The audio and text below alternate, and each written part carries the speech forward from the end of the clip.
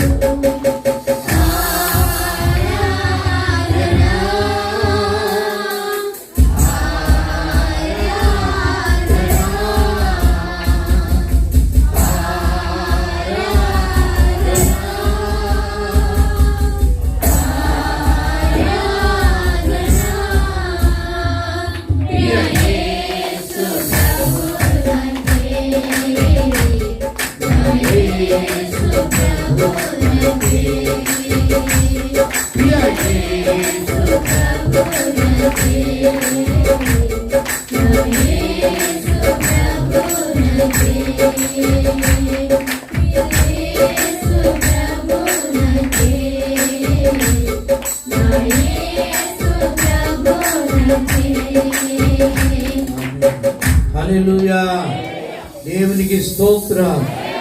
కూర్చుని అందరూ ఎక్కడ వారక్కడే ముందుకు జరిగి కూర్చునండి, లైన్లుగా కూర్చున్నారు. హెబ్రీయులకు రాసిన పుస్తకము 2వ అధ్యాయము 1వ వచనాన్ని చదువుకుందాం. ఈ మధ్యాహ్నపు ధ్యానము కొరకు దైవ గ్రంథము నుండి హెబ్రీయులకు రాసినటువంటి పుస్తకము 2వ అధ్యాయం 1వ వచనాన్ని చదువుతున్నారు. కావున మనము వినిన సంగతులను విడిచిపెట్టి కొట్టుకొని పోకుండునట్లు వాటి యందు మరి విశేష జాగ్రత్త కలిగి ఉండవలెను. ఈ మాట మీరు కూడా అందరూ చెప్పండి. కావున మనము వినిన సంగతులను విడిచిపెట్టి కొట్టుకొని పోకుండానట్లు వాటి యందు మరి విశేష జాగ్రత్త కలిగి ఉండవలెను. చిన్న ప్రార్థన. మా తండ్రి, ఈ యొక్క ఆదివారం మీ సన్నిధికి, నీ మందిరానికి రావడానికి మాకు ఈ తరుణం ఇచ్చారు, మీకు స్తోత్రాలు. ఇంతవరకు మిమ్మల్ని ఆరాధన చేయడానికి మాకు సహాయం చేసినందుకు స్తోత్రాలు. మీరు చేసిన ప్రతి మేలు కొరకు స్తుతిస్తూ ఉన్నాం ప్రభువా. ఈ సమయమందు నీ స్వరము కొరకు, నీ చిత్తము కొరకు మేము ఎదురు చూస్తున్నాం. మీ మాటల కొరకు మేము కాచి ఉన్నాం, వేచి ఉన్నాం. మీరు మాతో మాట్లాడవలసిందని ప్రార్థన చేస్తున్నాం. నీ మాటే మాకు జీవం, నీ మాటే మాకు జీవపు బాట. నాయన, నీ మాటలు మాకు అనుగ్రహించండి.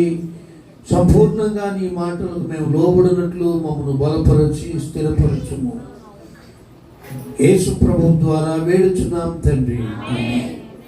ప్రభునందు ప్రియా దేవుని బిడ్డలారా, ఈ యొక్క నూతన ఆదివారములో మనం ప్రవేశించే తరుణం ప్రభు మనకు ఇచ్చారు. పిల్లరా, మనం ఈ సమయంలో హెబ్రీయులకు రాసిన గ్రంథము 2వ అధ్యాయం 1వ వచనం మనం చదివాం. ఇది చాలా చక్కటి వాక్యం. కొద్ది నిమిషాలు జాగ్రత్తగా ఈ వాక్యాన్ని మనం ధ్యానము చేద్దాం. పరిశుద్ధాత్మ దేవుడు ఈ వాక్యం నుండి మనతో మాట్లాడును గాక. ఆమేన్. ఇక్కడ చక్కటి మాట ఏముందంటే, మనము వినిన సంగతులను విడిచిపెట్టి కొట్టుకొని పోకుండానట్లు వాటి యందు మరి విశేష జాగ్రత్త కలిగి ఉండాలి. వినిన సంగతులు లేక ఉపదేశింపబడిన సంగతులు లేక మనకు చెప్పబడినటువంటి మాటలకు ఏం కలిగి ఉండాలి?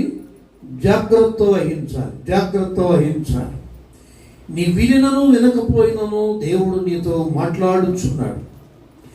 అనుదినము ప్రత్యేక ఆరాధనలోను ప్రభువారు మనతో బహు స్పష్టంగా ఆయన మాట్లాడడం జరుగుతుంది.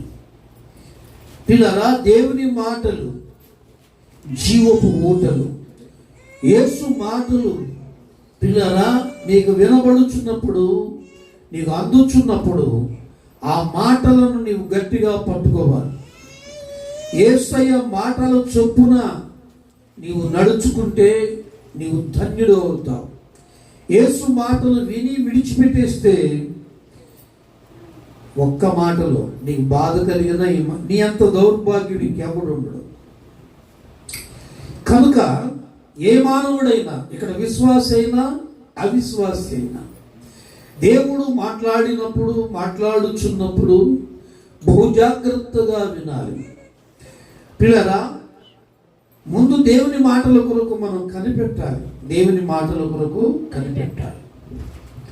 కొన్నిసార్లు కనిపెడితే మాట్లాడుతాడు, కొన్ని సమయాలు కనిపెట్టకుండా కూడా మాట్లాడతాడు. అర్థమైందా? కనిపెట్టకుండా మాట్లాడాడని నిర్లక్ష్యంగా ఉంటే కుదరదు. కనిపెట్టకుండా మాట్లాడినప్పటికీ ఆయన నీవు ధన్యుడు, నీతో మాట్లాడాడు. పిల్లరా, ఈ యొక్క సేవలో నేను ఇంచుమించు పిల్లరా 45-50 సంవత్సరాలు బట్టి ఉంటున్నా. నేను మారు మనసు పొంది ఇప్పటికి ఇంచుమించు ఒక 50 సంవత్సరాలు అయిపోతుంది.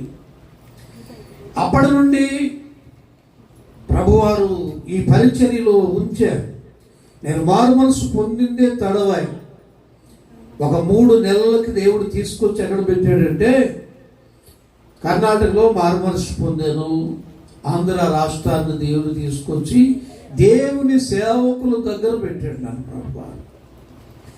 దేవుని సేవకుల ద్వారా దేవుడు నాకు అనేక విషయాలు నేర్పించాడు, ఈ సేవా విషయాలు.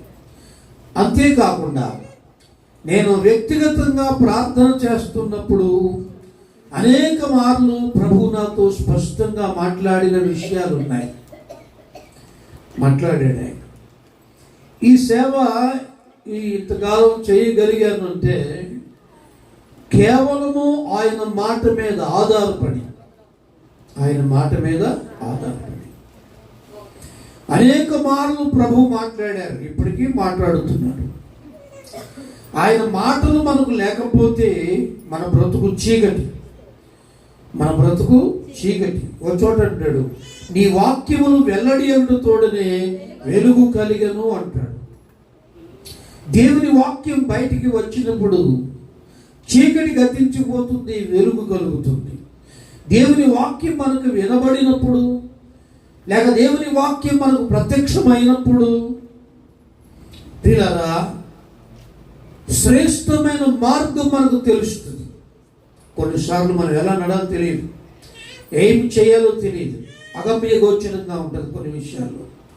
కానీ ప్రభు మనతో ఆయన ప్రత్యక్షతలు కలిగినప్పుడు, లేక ఆయన మాటలు మనకు దొరికినప్పుడు మన మార్గంలో చక్కగా వెళ్ళిపోతాం, ఆయాసం లేకుండా.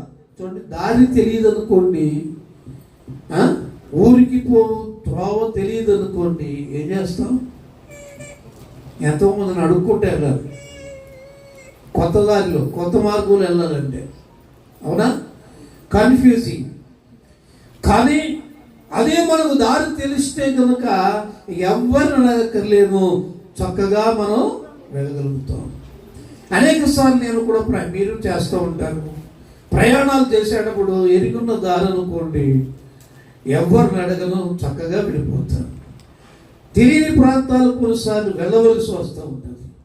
అటువంటప్పుడు ఏం చేస్తావు? తినరా అడుగుతూ ఆ మార్గాన్ని వెళ్తాం. ఒకసారి మా మరుదులు వాళ్ళ ఇంటికి పెదతుముడి వెళ్ళాలి. ఎక్కడి నుంచి బయలుదేరాము. ఎటు వెళ్ళాలంటే దేవునికి స్తోత్రం, ఇటు కృష్ణా జిల్లా వెళ్ళాలి కదా, ఇంచుమించు బంటిమెల్లి దాటి వెళ్ళాలి. అక్కడికి బంటిమెల్లి వెళ్ళాలంటే ఇక్కడ ఈ సముద్ర తీర ప్రాంతాల నుంచి హైవే రూట్ వేశాడు. ఇంకా కొన్ని క్లియరెన్స్ పూర్తి అవ్వలేదు, ఆ రూటు వేస్తున్నాడు. చాలా మట్టుకు అయిపోయింది, ఇంకా కొంత అక్కడక్కడ ఉన్నాయి. దగ్గర బంటిమెల్లి వెళ్ళేసరికి నేను అడుగుచున్నాను, ఇంకా ఎవరిని అడగాలంటే వెళ్ళిపోవచ్చు కదా, దారి బాగుందంటే నమ్మగా, నీకు తెలియదులే అమ్మా అన్న. అడిగితే అప్పుడు చెప్పారు, మీరు ఇదిగోండి ఇక్కడి నుంచి వెళ్ళండి అన్నారు. అంటే హైవే విడిచిపెట్టి కిందకి దిగి వెళ్ళాలి మళ్ళీ బయటకు. చూసావా అడగడంలో ఎంత ఉపకారం ఉందో. అడగబట్టి లేకపోతే ఎక్కడికి పోదాం అంటే బందలకు పోదాం అంతే. దేవుని స్తోత్ర. అందుకని వాక్యం కూడా మనకు చెప్పే మాట ఏంటంటే, పిల్లరా మనము ఎక్కడికైనా వెళ్ళేటప్పుడట త్రోవ తెలియనప్పుడు అడిగి తెలుసుకోవాలి. ఏం చేయాలి? మన జీవన యాత్రలో, మన ఆత్మీయ యాత్రలో ప్రభు దగ్గర నీవు ఎక్కువ ప్రార్థన చేస్తే ప్రభు నీతో మాట్లాడుతూ ఉంటాడు. నువ్వెలా నడవాలో ఆయన నీతో మాట్లాడతాడు. మాట్లాడే దేవుడు యేసయ్య. ఏ దేవుడమ్మా? సరే ఆయన మాట్లాడాడు, మాట్లాడుచున్నాడు. ఆయన మాట్లాడినప్పుడు ఆయన మాటలు విడిచిపెట్టకూడదు. ఏం చేయకూడదు? ఆయన మాటలు విడిచిపెడితే కలిగే ప్రమాదం ఇంత కాదు. చాలాసార్లు ప్రభు మాట్లాడతాడు, ప్రభు మాటలు వింటావు, కానీ విడిచిపెట్టేసి ప్రమాదాలకు గురి అవుతావు, ఇబ్బందులకు గురి అవుతావు, శోధనలకు గురి అవుతావు, బాధలకు వేదనలకు గురి అవుతావు. అనేక మార్లు నీవు ఎందుకు శోధనకు గురి అవుతున్నావో తెలుసా? దేవుని మాటలు ఖాతరు చేయట్లేదు. విన్నావు కానీ పక్కన పెట్టేశావు. ఆ మాటలు పక్కన పెట్టినందుకు చేత నీకు మిగిలేది ఏం మిగులుతుందంటే కన్నీళ్లు మిగులుతాయి. ఏం మిగులుతాయి?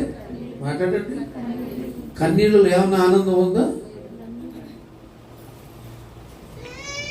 దేవుని స్తోత్ర. నరకాల గురించి ఒక మాట ఉంది కదా. అక్కడ ఏముందంటే 6ని అగ్నిలో ఏడుపు పండు కూరుకుంట. ఏడుపు పండుగ ఎప్పుడు ఏడవడమే. ఆ ఏడుపు ఒక్కరోజు ఏడుపు కాదు, కొన్ని యుగాలు ఏడుస్తారు అక్కడ. ఇక్కడ మార్మనసు పొందిన వారు, ప్రభు తట్టు మల్లుకోని వారు, వారి హృదయస్థితికి మారని వారు, యేసు రక్తము కడగబడిన వారు యుగాలు 6ని అగ్నిలో ఎల్లప్పుడూ ఏడ్చుట పండుకుంట. ఏంటండి కారణం ఏంటి? ఆ గది ఎందుకు వచ్చింది? వాళ్ళకి వినిన సంగతులు విడిచిపెట్టారు. ఏం చేశారు? వినిన సంగతులు విడిచిపెట్టేశారు. దేవుని మాటలు వారికి వినబడ్డాయి, కానీ ఆ మాటలు వారు ఏం చేశారంటే విడిచిపెట్టేసిన చేత కష్టములకు, నష్టములకు, బాధలకు, వేదనలకు గురైపోవడం జరిగింది. 6ని అగ్ని ఎందుకు వచ్చింది వాళ్ళకి? ఈ 6ని అగ్నికి ఎందుకు పోతావంటే దేవుడు చెప్పిన మాటని వినడందు చేత అక్కడికి పోవలసి వస్తుంది. కష్టాలకు, నష్టాలకి గురి కావాల్సి వస్తుంది. అందుకనే దేవుడు ఎంత ప్రేమమయుడు తెలుసా? దేవుడు ఎంత ప్రేమమయుడు. నీవు నష్టపోకుండా ఉన్నప్పుడే, బాధలకు నీవు గురి కాకముందే, నువ్వు సంతోషంగా ఉన్న దినాల్లోనే, సుఖంగా ఉన్న దినాల్లోనే, మంచిగా ఉన్న దినాల్లోనే దేవుడు నీతో మాట్లాడతాడు. ఏం చేస్తాడు? దేవుడు నీతో మాట్లాడి తీరుతాడు. నీ విన్నా వినకపోయినా మాట్లాడతాడు. నీకు అనిపిస్తుంది అంత బాగానే ఉందిలే అని గరానా నీకు. అయితే పిల్లరా, ఆ సుఖం ఎప్పుడు ఉండదు, ఆ ఆనందం ఎప్పుడు ఉండదు. దాని వెనుక శ్రమ రాబోతుంది, వేదన రాబోతుంది. అందుకే దేవుడు నిన్ను హెచ్చరించడానికి నీతో మాట్లాడాడు. నా కుమారుడని నీవు సరి చేసుకో, నీవు నా తట్టు మల్లుకో, మార్మనసు పొందు, నా మార్గాల్లో నడు, నీ జీవిత ప్రవర్తన విధానాన్ని మార్చుకోమని నీవు క్షేమకరముగా ఉన్న దినాల్లో నీతో మాట్లాడుతాడు. ఆ మాటలు నీవు త్రోసేస్తే, విడిచిపెడితే వేదనలకు గురైపోతావు. జాగ్రత్త. కనుక ఆ మాటను గట్టిగా పట్టుకున్నట్టయితే పిల్లరా, ఆ మంచి దినాలు అనుభవిస్తావు. స్తోత్రం చెప్పండి, గడి చెప్పండి, హల్లెలూయా. అదే ఈ వాక్యార్థం అదే. ఇక్కడ అంటాడు కదా, కావున మనము వినిన సంగతులను విడిచిపెట్టి. వారంట విన్న సంగతులు విడిచిపెట్టారట. ఏం చేశారమ్మా? దీన్ని బట్టి మీరు ఇంతకాలం వాక్యం విన్నారు కనుక ఒక్క మాట మీ గుండెల్లోకి వచ్చేయాలి. బైబిల్లో ఉండే సంఘటన జలప్రళయం. ఏదమ్మా? నోహు కాలంలో జలప్రళయం వచ్చింది. జలప్రళయం ఎందుకు వచ్చింది? మానవుల స్థితి సరిలేదు. మానవులకు మారు మనస్సు లేదు. ఇష్టానుసారంగా తిరుగుతున్నారు. వాయవలసం లేకుండా తిరుగుతున్నారు. అక్రమ జీవితాల్లో ఉన్నారు. అన్యాయపు జీవితంలో ఉన్నారు. దేవునికి విరోధముగా వారు బ్రతుకుతున్నారు. పిల్లరా, మారు మనస్సు పొందమని, దేవుని తట్టుకు మళ్ళుకోమని, ఓడలోకి రమ్మని దేవుడు సువార్త అందించాడు. ఎంతకాలం? 120 సంవత్సరాలు. ఎన్ని సంవత్సరాలు? ఓ ప్రజలారా, దేవుని ఉగ్రత రాబోతుంది. దేవుని తీర్పు రాబోతుంది. మీరు మారు మనస్సు పొందండి. దాంట్లోంచి మీరు తప్పించుకోండి. జలప్రలయం రాబోతుంది అని పరిశుద్ధాత్మ దేవుడట ఆత్మస్వరూపిగా వెళ్ళి ఆ ప్రజలకు సువార్త ప్రకటించడం జరిగింది. ఎంతకాలం అంట? 100. అబ్బా, ఎంత టైం ఇచ్చాడు చూసారా? ఎంత టైం అమ్మా?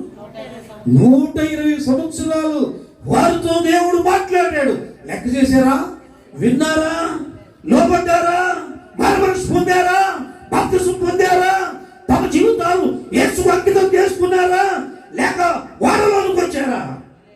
వాడలోకి వస్తే వాళ్ళకి గతి పట్టేది కాదు. ఎంతో ఓర్పుతో, ఎంతో ప్రేమతో, ప్రేమ గల దేవుడు. దేవుడు అంటేనే ప్రేమ. దేవుడు అంటేనే పిల్లలు, ప్రేమ గల దేవుడు తన ప్రజలు నాశనం కాకుండా ఉండడానికి, రక్షింపబడడానికి, మేలు పొందడానికి పిల్లల దేవుడు వాళ్ళకు ఛాన్స్ ఇచ్చాడు. సువార్త ఎందుకు ప్రకటించబడుతుందో తెలుసా?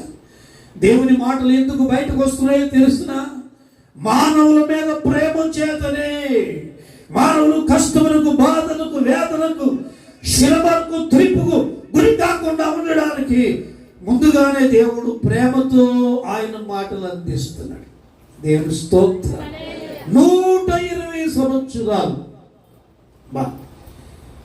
నోహు గారు వెళ్ళి సువార్త అందిస్తూ ఉంటేనంట, ఈ ముసలుడు ఇలాగే చెబుతాడు, వీడికి పనే ఉంది కరెక్టా? మీకులా మేము పని చేసుకుంటానికి లేదా? కాళ్ళు చేతులు మాకు లేవా? ఈ తలకాయ లేదా? ఏదైనా పని చేసుకోవచ్చు. నేను మారు మనసు పొందినప్పుడు అనుకున్నాను, నేను మారు మనసు పొందిన వెంటనే పాస్టర్ గారి దగ్గర పెట్టాడు దేవుడు తీసుకెళ్ళి ట్రైనింగ్ అండి. మొట్టమొదటి నాకు సేవ అంటే తెలియదు. యేసు ప్రభువుని గురించి బాగా తెలుసుకున్న తర్వాత వద్దాం అనుకున్నాను ఇంటికి. నేను రహస్య జీవితంలో ఉన్నాను కొంతకాలం. ఆ తర్వాత తెలిసింది నాకు సేవ అంటే ఏంటో, విశ్వాస జీవితం అంటే ఏంటో అర్థం. నాకెందుకు బాబు ఈ సేవ అంతాను? సేవ అంటే సామాన్యంగా చాలా కష్టం. సేవ అంటే చాలా కష్టం. ఈ సేవకి ఏమో నాకొద్దు. నేను ఒక విశ్వాసిగా ఉండి ఏదైనా పని చేసుకుంటూ ఆదివారం రాత్రికి వెళ్తాను అనుకున్నాను. ఆ రాత్రి మాట్లాడాడు దేవుడు, రే నిన్ను నేను ఏర్పాటు చేసుకున్నాను కదా, కర్ణాటక పంపించాను కదా, అక్కడ మారు మనసు పొందించాను కదా, మరలా ఆంధ్రాకి తీసుకొచ్చి దేవుని సేవకుల దగ్గర పెట్టాను కదా, ఇంత పని ఎందుకు చేశాను అనుకుంటున్నావు? నీ ఇంటికి వెళ్ళిపోటగా కాదు, నా పని చేయడానికి నీ విలువనుకో, యోనాకు పట్టిన గతి నీకు వస్తుంది అన్నాడు దేవుడు. అప్పుడు దేవుడికి లోబడి, ప్రభు అంత పని రాజీకి నాయన నీకు సమర్పించేసుకుంటున్నానని అప్పుడు ఏం చేశానంటే, నన్ను నేను దేవునికి సమర్పించుకున్నాను. దేవుని స్తోత్రం. హల్లెలూయా చెప్పండి, హల్లెలూయా. వినని వారికి శ్రమ, యేసు మాట వినని వారికి అంటాడు ఒక చోట, ఎవరికి శ్రమ, ఎవరికి గాయములు, లోబడనోళ్ళని పిల్లలకు శ్రమ అంటాడు. ఎవరికి శ్రమ అంటాడు? కొన్నిసార్లు నువ్వు ఎందుకు శ్రమకు గురి అవుతున్నావు? దేవుని చిత్తమునకు, ఆయన మాటలకు లోబడనందు చేత. 120 సంవత్సరాలు ఎంతో ప్రేమతో దేవుడు పిల్లలు అన్నాడు. నోహు కాలంలో పిల్లల ప్రకటన జరిగింది. రండి, జలప్రలయం వచ్చేస్తుంది, వారిలోకి రండి అంటే ఇలాగ చెప్తాడు అనుకున్నాడు. ఎవడేం లేదండి. మమ్మల్ని కూడా చూసేవనుకుంటారు ఇప్పుడు కొంతమంది. ఏం పని లేదు, భోజనం కొరకు, భుక్తి కొరకు చేస్తున్నారు. భుక్తి కొరకు చేయాలంటే ఈ పని చేయక్కల, ఇంకా బ్రహ్మాండమైన పనులు ఉన్నాయి, చేసుకోవచ్చు. ఏ పని లేక ఈ పనికి రాలేదు, స్వార్థ పనికి రాలేదు. ఆయన పిలిచాడు, ఆయన బలవంతపరిచాడు కనుక వచ్చి పడ్డంది ఈ సేవలోకి. అమ్మా నువ్వెలా ఉన్నావు? ఏదో పని చేసుకుంటున్నావు, 4 మెతుకులు తింటున్నావు, హ్యాపీగా పడుకుంటున్నావు.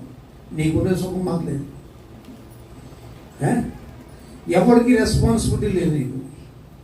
నీ విన్నా వినకపోయినా వాళ్ళ ఇంటికి వెళ్ళి ప్రార్థన చేయాలి, ఇంటికి వెళ్ళి ప్రార్థన చేయాలి, వాళ్ళకి సువార్త అందించాలి, ఈ ఊళ్ళో కూటం పెట్టాలి, ఆ ఊళ్ళో కూటం పెట్టాలి, భారం మాకు. ఇదంతా ఎందుకు? దేవుడు పెట్టిన బాధ్యత, దేవుడు పెట్టిన భారం. దేవునికి స్తోత్రం. విన్నా వినకపోయినా చెప్పమన్నాడు, చెప్పి రావాలి. మేము ఏం చేయాలి? ఒకసారి అనిపిస్తుంది, పని పాట లేదండి, పాటనే వచ్చారు ఎట్లా ఉంటుందా? దేవుడు ఎల్లమని బుద్ధితో ఉంటాడు, మమ్మల్ని ఏం చేస్తాడా? ఎల్లమంటూ ఉంటాడు. నీ ప్రార్థన చేస్తూ ఉంటే ఒకసారి దేవుడు చూపిస్తూ ఉంటాడు, పలానా ఇంటికి వెళ్ళు, పలానా ఊరిలో వాళ్ళు దర్శించినా అని ప్రభు ప్రేరేపిస్తాడు. దేవుని స్తోత్రం. నేను అన్న మాట పాఠం గారు కూడా తెలియదండి. అమ్మ ఈవేళ అక్కడికి వెళ్తామే అంట. ఎందుకంటే మొన్న కదా వెళ్ళొచ్చు. ఈమెకేం తెలుసు? దేవుడు నన్ను ప్రేరేపిస్తున్నాడు. సరే నువ్వు రాకపోతే రాకపోయి ఇంటి వాడు నేను ఇల్లు వస్తాను, అప్పుడు బయలుదేరుతాను. ఎప్పుడు స్తోత్రం చెప్పండి అమ్మా. హల్లెలూయా, హల్లెలూయా. నోహు గారు సువార్త అందిస్తూ ఉంటే ఎవడైనా విన్నాడా? లోబడ్డాడా? పిల్లరా పోని ఓడలోకి వచ్చారా అంటే రాలే. ఎంత ప్రయాసపడి కడుతుంది. ఎన్నాళ్ళు కట్టాడంట? 120 సంవత్సరాలు రానులు నరికాడు. పిల్లరా ఆ కర్రలు కోసాడు. 120 సంవత్సరాలు వాడు తయారు చేశాడు. అసలు ఈ తయారు చేసినందుకే పెద్ద వాడ, జలప్రళయం నుంచి తప్పించుకునే వాడ. సరే వాడు తయారైన తర్వాత ఎవరైనా వచ్చారా అంటే, మాట విన్నారా అంటే ఎవడు వినలేదు, ఎవరు రాలేదు. నోహు కుటుంబం మాత్రమే వెళ్ళారు లోపలికి. ఎందులోకి చెప్పండవా? నోహు గారి కుటుంబం మాత్రమే ఆ ఓడలోనికి ప్రవేశించారంతే. అక్కడ వాక్యం ఉంది, యనమండుగురు. ఇక్కడ చూసారా? ఎక్కడ ఉందమ్మా? చూడండి ఇక్కడ 1వ పేతురు పుస్తకం 1వ అధ్యాయము దేవుడి 8వ వచనం. 8వ వచనమ్మా. అమ్మా దేవునికి మహిమ కలుగుగా.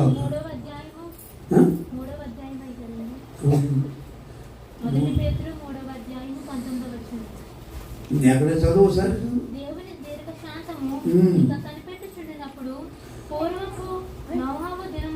3:21 తల్లి. అదే నువ్వు చదివేది కరెక్ట్. 19 దేవుని దీర్ఘశాంతం ఇంకా కనిపెట్టుచుండినప్పుడు పూర్వము నోహు దినములలో ఓడ సిద్ధపరచబడుచుండగా అవిధేయులైన ఎవరి దగ్గరికి అంట? వీళ్ళు ఇనే మనుషులు కాదు. వీళ్ళు ఏ మనుషులు? అవిధేయులంటే విననొల్లని ప్రజలు. అవిధేయులైన వారి యొద్దకు అనగా చెరలో ఉన్న ఆత్మల యొద్దకు ఆయన ఆత్మస్వరూపిగానే వెళ్ళి వారికి ప్రకటించారు. ఎలా వెళ్ళాడంట? ఆత్మస్వరూపిగానే. అంటే ఇప్పుడు సేవకులు మీ దగ్గరకు పోతున్నారంటే ఎవరు వచ్చారు? వచ్చారమ్మా? ప్రార్థన చేసి నాకు డబ్బులు ఇస్తాడని వచ్చాడు. నాకు ఆకలి వేసి కదా మీ ఇంటికి వస్తా. అది ఎలమన్నాడు కనుక వెళ్తావు అంతే. నేను ఎప్పుడు ఆ దృష్టితో రాను. అలా వచ్చినా ఎవడు ఏమి ఇవ్వడం. అంతేనా? ఇక్కడ అంటున్నాడు, ఏమన్నాడమ్మా? ఆత్మస్వరూపిగానే వెళ్ళి వారికి ప్రకటించెను. ఏం ప్రకటన? వాడు తయారవుతుంది, జలప్రళయం వస్తుంది, మీరు ఆ ప్రళయాన్ని నుంచి తప్పించుకున్నట్లు వాడలోనికి రండి కదా. సువార్త ప్రకటించబడిను. అయితే ఆ ఓడలో కొందరు అనగా 8 మంది నీతి ద్వారా రక్షణ పొంది ఏమయ్యారట? యనమండుగురే వెళ్ళారు. ఆ యనమండుగురు ఎవరు? నోహు, ఆయన భార్య, 3 కొడుకులు 3 కోడళ్ళు. ఇంతే. అందులోకి వెళ్తాం. అప్పటికి ఇంకా పిల్లలకి మన కొడుకులకు పిల్లలు పుట్టుంటాయి. ఆ ఎనమండుగురు వాడలోకి వెళ్ళారు. వాడలోకి వెళ్తే దేవుడు టైం అయిపోయింది, దేవుడు చెప్పిన సమయం అయిపోయింది. పరలోకాల నుంచి దేవుడు దిగి వచ్చి నోహో నీవు ఇంటి వారి లోపలికి వెళ్ళిపోతున్నాడు. ఏం చేశాడు? తలుపు వేసేసి తాళం వేసేసి, ఆ తాళం చేయి కూడా ఆయన పట్టుకుపోయి ఉండొచ్చు. ఏమ్మా, తాళం చేయి కూడా కారణం ఏంటి తెలుసా? జలప్రళయం వచ్చిన తర్వాత వాడు చుట్టూ తిరిగి వాడుతా నాహు తాత మేము మునిగిపోతున్నాం, మేము చచ్చిపోతున్నాం, తలుపు దిగంటే ఒక జారి పడి తీసేస్తాడేమోనేమో. ఏమో ఆ తలుపు వాడ ఆ తాళం కూడా కారణం ఏంటాడు చూడంటాడు. ఆ తాళము వేయువాడని నేనే, తీయువాడని నేనే. అది ఎక్కడ ఉంది ఒకసారి చూడు. ప్రకటనలో ఉంది కదా, దావీదు తాళపు చెవి కలిగి రిఫరెండ్ చెప్పమ్మా 3:7 అక్కడ ఎంత మంచి అమ్మ. మన ఫిలదెల్ఫియా సంఘంలో ఉంది ఇది, ఈ తాళం. ఇదే ఫిలదెల్ఫియాలో ఉన్న సంఘపు దూతకు ఇలాగూ రాయిమో, దావీదు తాళపు చెవి కలిగి ఎవడు వేయలేకుండా తీయువాడును, ఎవడు తీయలేకుండా వేయువాడునైనా సత్య స్వరూపయోగు పరిశుద్ధుడు చెప్పు. ఆయన దగ్గర ఏమున్నాయి? తాళం చేయి ఆయన దగ్గర పెట్టుకుంటాడు. ఎవరి దగ్గర? మరి ఇస్తే రమ్మ ఏం చేస్తే తెలుసా? నాని వచ్చేసాడు ఏం చేస్తే సరే నీకు ఒక్కడికి తీస్తానండి.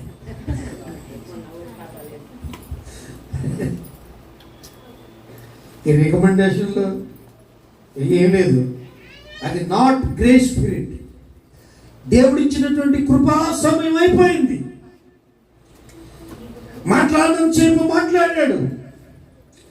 ఇక దేవుడు తలుపు మూసేశాడు. తలుపు మూయబడిందంటే అర్థం ఏంటంటే గ్రేస్ స్పిరిట్, దేవుడు ఇచ్చిన కృపాకాలం అయిపోయిందంటే. ఇప్పుడు కూడా కృపాకాలంలో ఉన్నాం మనం. ఇప్పుడు కృపాకాలంలో ఉన్నాం. ఇది ఏ యుగం అంటే కృపాయుగం. చెప్పండి. బైబిల్ ప్రకారంగా 7 యుగాలు.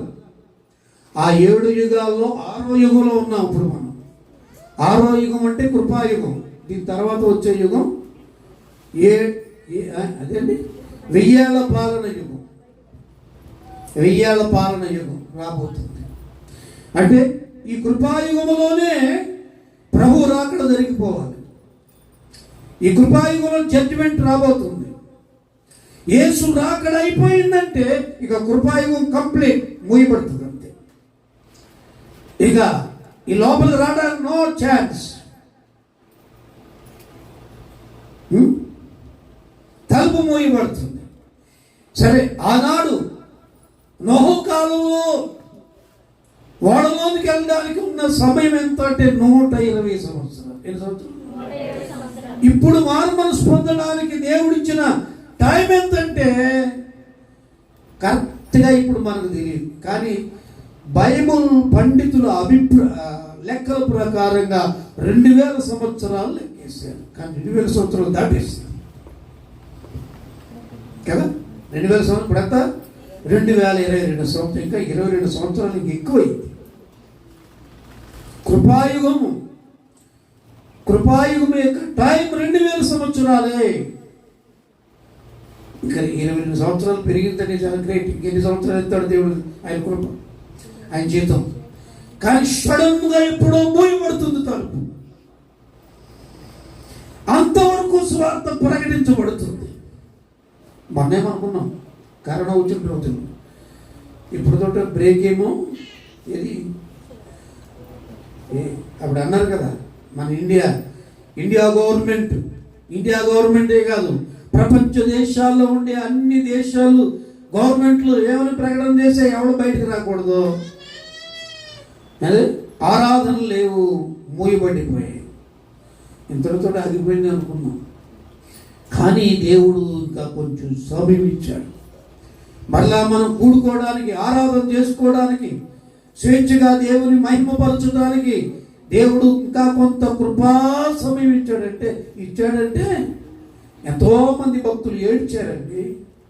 ఎంతోమంది భక్తులు, నాయనా మిమ్మల్ని స్వేచ్ఛగా ఆరాధించుకునే అవకాశం లేదు, మందిరాలకు వెళ్ళడానికి అవకాశం లేదు, నేను స్మరించడానికి అవకాశం లేదు నాయనా, మరియు మా పాపములను, మా దేశపు పాపములను క్షమించండి, కృప చూపండి. ఎంతో మంది భక్తులు కన్నీళ్లు కాచి ఏడిస్తే మరలా కొంచెం సమయం ఇచ్చాడు. ఇప్పుడు దాకా కూడా తెలియదు. సడన్గా తలుపు మూయబడుతుందంటే కృపాకాలము బ్రేక్ అవుతుంది. స్తోత్రం చెప్పండి. ఈ యుగంలోనే అదంతా ఎక్కువ చెప్పండి, కానీ అలా టచ్ చేశారు. 1000 ఏళ్ల పాలన కాలం రాకముందే ఇప్పుడు ఏమైపోవాలంటే రాకడైపోవాలి. సాధారణ ప్రభుత్వం కూడా భూమి మీదకి వచ్చేయాలి. ఏమొచ్చేయాలి?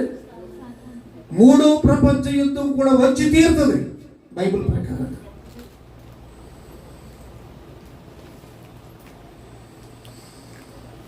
అంతేకాదు, సాతానుడు దేవుడు బంధించి 6 అగ్నిలో 1000 సంవత్సరాలు పడేస్తాడు. యేసు ప్రభువే 1000 సంవత్సరాలు ఈ భూమి మీద పరిపాలన చేయబోతున్నాడు. ఈ కృపాయుగం తర్వాత అది 1000 ఏళ్ల పాలన కాదు, 1000 ఏళ్ల పాలన. అది చాలా ప్రశాంతంగా ఉంటుంది. దేవునికి స్తోత్రం. హల్లెలూయా. నీతి న్యాయములు కలిగిన పాలన. సరే, కానీ ఇక్కడ చూస్తే నోహు కాలంలో సువార్త ప్రకటించబడింది. ఎంతమంది లోపలికి వెళ్ళారంటే ఎనమండుగురే. ఎంతమంది? ఇక్కడ మాట చూడండి. సరే, ఇప్పుడు సువార్త ఎంతకాలం ప్రకటించబడింది? ఇప్పుడు కృపాయుగంలో 2022 సంవత్సరాలు సువార్త ప్రకటించబడింది. ఇంకెంత టైం ఉంటుందో తెలియదు కదా. కానీ ఎందరూ రక్షింపబడ్డారు? 120 సంవత్సరాలు సువార్త ప్రకటిస్తే రక్షింపబడ్డ వాళ్ళు ఎంతమంది? 80. ఎంతమంది? ఇప్పుడు లేఖనంలో మాట ఏముంది తెలుసా? ఇశ్రాయేలు సంఖ్య లెక్కించడానికి విస్తారంగా ఉన్న శేషమే రక్షించబడుతుంది. శేషం అంటే భాగించబడగా మిగిలింది 1, 2, 3, 4, 10 అంటూ ఉంటాం. ఆ చెవిలో మిగిలింది అనమాట. బయలుదేరింది 10 మంది వెళ్ళారు, కానీ 10 మంది లోపలికి వెళ్ళారా? 5 వెళ్ళారు, 5 ఉండిపోయారు. ఇక్కడ 2 తిరగలు విసుకున్నారంట, ఒక్కడే వెళ్ళారంట, ఒకడు ఉండిపోయాడంట. 2 మంచం మీద పడుకున్నారు, ఒకళ్ళు పైకి వెళ్ళారు, ఒకళ్ళు ఉండిపోయారు. దేవునికి స్తోత్రం. ఈవేళ మొదటి ఆదివారం 300, 400 వస్తున్నారు, కానీ అందులో ఎంతమంది రక్షింపబడ్డవాళ్ళు?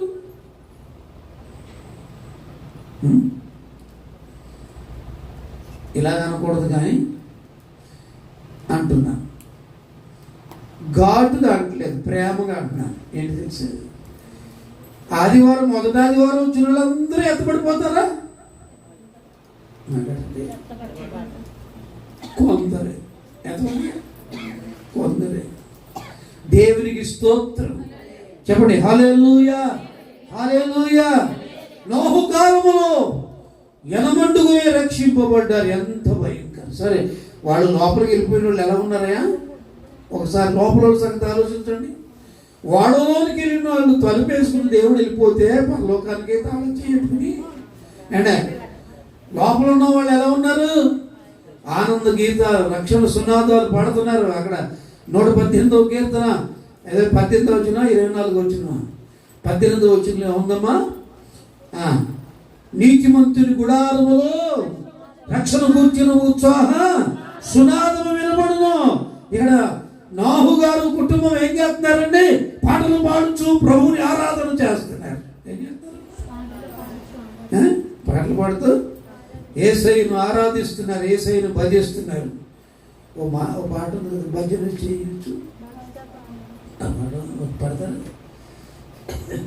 ఎంత మంచి పాటలు. నేను పాడలేను, కానీ ఇలాంటి వింటున్నారు చాలా ఇష్టం ఉందండి. ఇది నోహు గారు ఆయన కుటుంబం ఎనమండూరు లోపల ఏం చేస్తున్నారా? లోపల జంతువులు ఉన్నాయి, పక్షులు ఉన్నాయి, అన్నీ ఉన్నాయి. ఇవన్నిటి పని చూసుకుంటున్నాడా? ఏమన్నా ప్రార్థన చేస్తున్నాడంటారు నోహు గారు. కొంతమందికి ఎలా ఉందంటే, ఇలా ప్రార్థన రాలేదంటే గేదెలు ఉన్నాయండి, పనులు ఉన్నాయి. ఆదివారం నీకు పని ఏంటిరా? ఆదివారం ప్రయాణాలేంటి?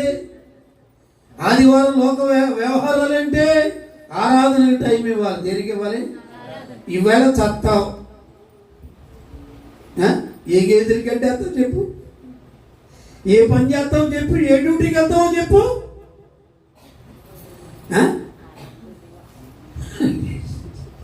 బతుకున్నంతసేపు ఈ బాధలు నీకు, ఈ తిప్పుల ప్రభు ఎప్పుడు తీసుకుంటావు కదా. అప్పుడు దాకా ఈ ఆదివారం మా అన్నను ఎప్పుడన్నా సమర్పించుకున్నావా? సమర్పించుకోండి, ఎప్పుడైనా సమర్పించుకోండి. ఏ ఆదివారం మా అన్న అయినా, శనివారం ప్రార్థన మా అన్న అయినా నీ సన్నిధిలో ఉంటాను, నమ్మకంగా జీవిస్తాను, ఆరాధన చేస్తాను అనుకోవాలి. నువ్వు దేవునికి స్తోత్రం. అంతే తప్ప తింటూ తాగుతూ పనులు చేసుకుంటూ ఉంటే యేసురాకుడు వచ్చేంత జాగ్రత్త. లోపల నోహు గారు పిల్లల పాటలు పాడుకుంటూ తన కుటుంబంతో ఆనందంగా ఉన్నాడు. బయట ఏం జరుగుతున్నారు ఆయన తెలియదు. కనపడుతుందా? మాట్లాడండి. బయట ఏం చేశాడు? తలుపు మూసిన వెంటనే దేవుడు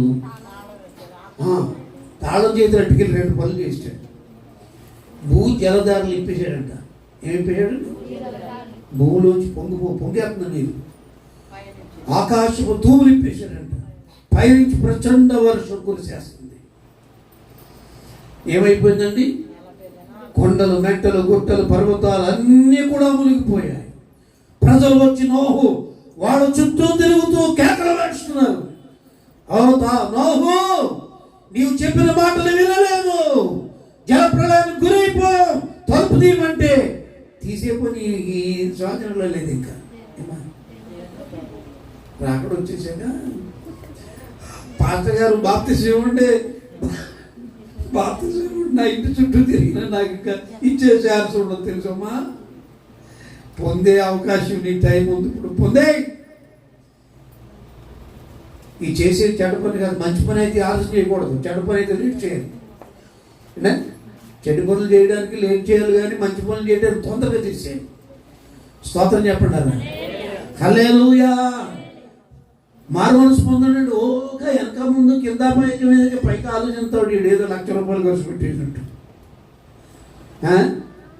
రక్షణ పొందడానికి ఉన్న పాటున పొందాలి. నేడే రక్షణ దినం, ఇదే అనుకూల సమయం. సాయంకాలం లోపల అసలు ఉంటావు పడతావు నీకే తెలియదు. అయ్యా నా తాపత్రయం ఏంటి తెలుసా? ఇంత సేవ ఎందుకు చేస్తున్నానంటే నాకు కూర్చుని తినే అవకాశాలు ఉన్నాయా? రాత్రి పగల్లో ఎందుకు సేవ చేస్తున్నానంటే నాకున్న టైం తక్కువ. ఈ తక్కువ టైంలో ఎక్కువ సేవ చేసి తప్పునైపోవాలి దేవుడి దగ్గర. నీకు అసలు బుద్ధి ఉందా? దేవుడు టైం ఇచ్చాడు, రేపు ఉంటానో లేదో నాకు తెలియదు, ఇప్పుడు బాప్తిసం పొందేసి దేవుడి బిడ్డగా అయిపోవాలని నీకేముండాలి? ఆసక్తి, ఆరాటం ఉండాలి. స్తోత్రం చెప్పండి. నేను మాట అడుగుతాను, పోనీ ఎవరన్నా చెప్పచ్చు, చెప్పేది ఏం భయం లేదు. రేపటిదాకా ఉంటానండి, గుండెలు పెంచి చెప్పు. రేపటిదాకా ఉంటానన్నా వాడు ఎవడన్నా ఉన్నాడా? మొండితనం చెప్పి కూడా ఉంటాడు ఎవడ? ఎంత గొప్పవాడని ఎవడు చెప్పలేడు. పిల్లరా, దేవుడిచ్చిన ఇది కూడా ఆయుష్ పరిమాణం, దేవుడిచ్చిన కృప. ఈ కృప సద్వినియోగపరచుకోవాలి. ఏం చేసుకోవాలి? పౌలు అందుకే అన్నాడు, పిల్లరా ఎబిసి 5:15 దినములు చెడ్డవి కనుక సమయమును పోనీయక సద్వినియోగము చేసుకున్నారండి. నీకు ఇచ్చిన సమయాన్ని దేవుని కొరకు వాడు, దేవుని కొరకు వాడాలి. ఆ సమయాన్ని సద్వినియోగపరచుకుంటే నీవు ధన్యుడవుతావు, ధన్యురాలవుతావు. దేవుని స్తోత్రం. సద్వినియోగపరచుకున్నటువంటి నోహు గారు లోపల ఆనందంగా ఉన్నాడు. దేవుని మాట విన్నటువంటి నోహు లోపల ఆనందంగా ఉన్నాడు. వినని వారు, దేవుని మాట వినని వారు, సువార్త వినని వారు, మారు మనసు పొందని వారు, ఓడలోనికి రాని వారు బయట ఉండిపోయారు. వీళ్ళకి ఎలా ఉంది ఇక్కడ? ఎలా ఉంటుందండి? మాట్లాడండి. కాసేపు ఇది ఉంటారు పేడం పోయేదాకా. తర్వాత ఎక్కడ ఏ చెట్టు దొరుకుద్ది, ఏ కొండ దొరుకుద్ది? కొండలో గుట్టలో మెట్లన్నీ దాటిపోయి ఆవిడ ఇది కృష్ణా జిల్లాలో ఉప్పు వచ్చినప్పుడు చెట్ల మీద ఉన్నారంట కొంతమంది, అక్కడ చిక్కుకుని కొంతమంది అలాగే కూడా బతికారు. దీనికి జలప్రలయం అంటే అలాంటిది కాదండి, ఇంకేం కనపడదు. మొత్తం మునిగిపోవడమే, మొత్తం సముద్రం అయిపోవడమే ప్రపంచం అంతా. కేకలు వేస్తున్నారు, ఉపయోగం ఏమి లేదు. ఇంత గతి ఎందుకు వచ్చింది? ఏ జీవరాశి మిగలలేదు, ప్రాణముతో ఉండేటువంటి ఏది కూడా భూమి మీద మిగలలేదు. అందుకే ఇక్కడ అంటాడు, వారు కావున మనము వినిన సంగతులను విడిచిపెట్టి కొట్టుకొని పోకుండానట్లు. వారు ఎందుకు కొట్టుకుపోయారు? వినిన సంగతులు విడిచిపెట్టారు. వినపడలేదా? వారికి ప్రకటింపబడలేదా? దేవుని ప్రేమ అంతకుముందు వారికి ప్రత్యక్షం అవ్వలేదా?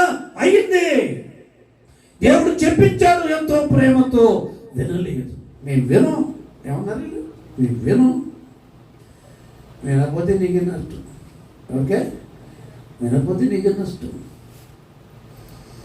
నేను చెప్పేస్తూ ఉంది. వింటమో మాటో నీవే డిసైడ్ చేసుకోవాలి. వింటే దీవెన, వినకపోతే శాపం. అక్కడ ఏమన్నాడమ్మా ద్వితీయోపదేశకాండంలో? వింటే జీవము, వినకపోతే శాపం అన్నాడు. స్తోత్రం, స్తోత్రం. దేవుడు అక్కడ చెప్పాడు చక్కగా స్పష్టంగా. చదువు ఎక్కడ ఉంది? దేవునికి మహిమ కలుగు కాక. 30వ అధ్యాయం అంటే 19వ వచనం. నేడు జీవమును, మరణమును, ఆశీర్వాదమును, శాపమును నేను నీ ఎదుట ఉంచి భూమి ఆకాశములను మీ మీద సాక్షులుగా పిలుచుచున్నాను. ఏ పెట్టాడట మన ముందు? జీవము, మరణం, ఆశీర్వాదం, శాపం రెండు పెట్టాడు. ఏం పెట్టాడమ్మా? జీవము, మరణం, ఆశీర్వాదం. ఈ రెండింటిలో ఏదో కోరుకోవాలి. జీవాన్ని కోరుకుంటే దేవుని మాట వింటావు, పరలోకం వెళతావు. మరణాన్ని కోరుకుంటే ఆరనగిరి వెళ్ళిపోతావు. దేవునికి స్తోత్రం. భూమి మీద కూడా ఇక్కడ అంటాడు ఆశీర్వాదమును. ఆశీర్వాదం ఎవరికి? ఎవరు అయితే ఆయన మాట వింటారో వారు ఆశీర్వదించబడతారు. మాట వినని వారు ఏమవుతారు? శాపగ్రస్తులు. అక్కడ పరలోకంలో తీర్పు సమయంలో యేసు ప్రభు వారు ధవళ సింహాసనం మీద కూర్చున్నప్పుడు, ధవళ సింహాసనం కూర్చున్నప్పుడు కుడి చేతి వైపున గొర్రెలు ఉంటాయి, ఎడమ చేతి వైపున మేకలు ఉంటాయి.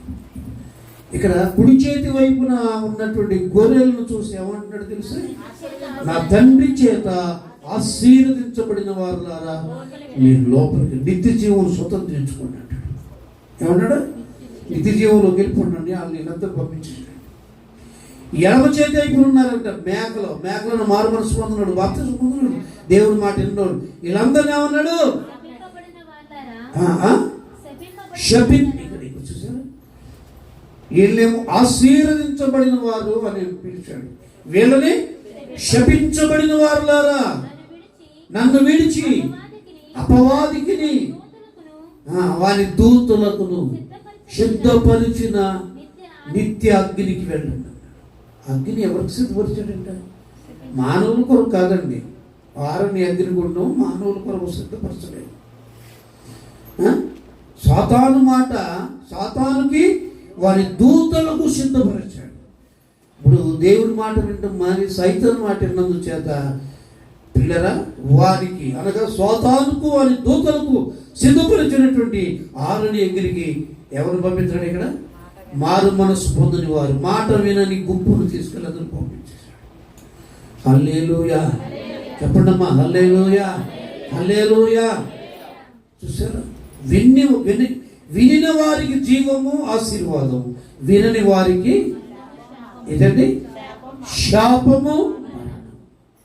ఈ రెండు నీ ముందు ఎట్టాడు దేవుడు. ఏది కోరుకుంటావు కోరుకోమన్నాడు. బాప్తిజం పొందంటే దొంగసారినైనా పొంది ఎన్ని వస్తుంది అభ్యంతరాలు ఉన్నా సరే. ఎందుకంటే రక్షణ ఎవరు ఇచ్చేది కాదండి, ఎవడు ఆఫ్ చేసినా ఆగేది కాదు. అది మీ ఆయన గారు వద్దంటే మానేయకూడదు అసలు. రక్షణ నీ సొంత నిర్ణయం, ఎవరిని సంప్రదించాలని పర్లేదు. బైబిల్ ప్రకారంగా చెప్తే ఎవరినన్ను అడిగి తీసుకోమని ఉందా బైబిల్లో? మాట్లాడేది రేపు ఎల్లుండనే వాయిదా ఏమన్నా ఏమన్నాడు? నేడే దేవుని మాట వింటే ఆశీర్వాదం. నేను భయంకర రోగముతో ఉన్న దినాల్లో దేవుని దగ్గరకు వచ్చి దేవుని మాట విన్నాను కనుక నాకు ఆయుష్ పెంచాడు దేవుడు, ఆరోగ్యం పెంచాడు దేవుడు. ఏం పెంచాడు? ఊపిరాడక చవ్వాలి. నేను అప్పుడు ఉపసరోగంతో చవ్వాలి, 50 సంవత్సరాల క్రితం చవ్వాలి. యేసుప్రభు దగ్గరికి వచ్చాను కనుక ఆయన మాట విన్నాను కనుక ఏమిచ్చేసాడు ఆయన? ఆయుష్ పెంచి, ఆ 50 సంవత్సరాలు ఆయుష్ పెంచేసి ఆరోగ్యం ఇచ్చి సేవ చేయించుకుంటాడండి. మాట వినను అనుకోండి, అప్పుడే మారు మనసు పోతాను అనుకోండి, ఏం చేసినా ఎప్పుడో ఆరిపోయింది దీపం. ఆయన మాట విన్నాను కనుక ఏమి ఇచ్చాడండి? ఆరోగ్యం, ఆయుష్ ఇచ్చాడు. అమ్మా దేవుని మాట లోబడు, దేవుని మాట విను, మనుషుల మాట కాదు. అక్కడ అంటాడు 146వ కీర్తనలో చూడండి, 146వ కీర్తనలో మూడవ వచనం ఏమన్నాడు అక్కడ? రాజుల చేతనైనను నరుల చేతనైనను రక్షణ కలగదు, వారు అంటే ఎవరు? మనుష్యులను, రాజులను నమ్ముకోవద్దు. రాజులు అంటే గొప్పవారు, అధికారులు, ప్రభుత్వం చేయవారు. ఏమంటున్నాడు ఇక్కడ? రాజుల చేతనైనా నరుల చేతనైనా రక్షణ కలగదు, వారిని నమ్ముకోవద్దు. కారణం వారి ప్రాణము వెడలిపోవును, వారు మట్టి పాలగుదురు, వారి సంకల్పములు అప్పుడే పోతాయి. నాడే అంటే ఎప్పుడు ఆడుతూనే పోతాయి. ఎవరితోనండి? చంద్రబాబు నాయుడు ఏదో చేసేస్తున్నాడు, పవర్ పోయాక ఏం చేశాడు? ఈ చేత ఏమనుందా మాట్లాడేటండి, చచ్చినోడితో సమానం. స్తోత్ర. ఇది చేస్తాను అది చేస్తాను రాజకీయ నాయకులు ప్రగల్భాలు పలకొచ్చు, వారి సంకల్పములు వారి ప్రాణముతోటే నశిస్తాయి. స్టాప్. అందుకనే వారిని నమ్ముకొని కూడా ఎవరిని? రాజులను, మనుషులను నమ్ముకొనవద్దు. మనం నమ్ముకొనదగిన వాడు ప్రభు అయిన యేసు మాత్రమే.